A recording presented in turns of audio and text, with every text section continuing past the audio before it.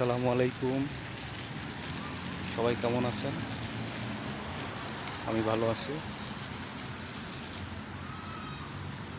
আমি আছি হলো আবুধাবির একটা পার্কে আছি। পার্কটার নাম হলো তেলমা পার্ক। কত সুন্দর পার্ক,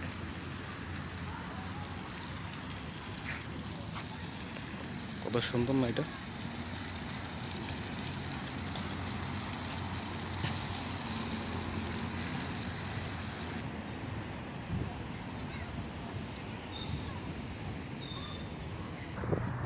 মানুষ এখানে এক্সারসাইজ করে। কত সুন্দর পার্কটা, হ্যাঁ?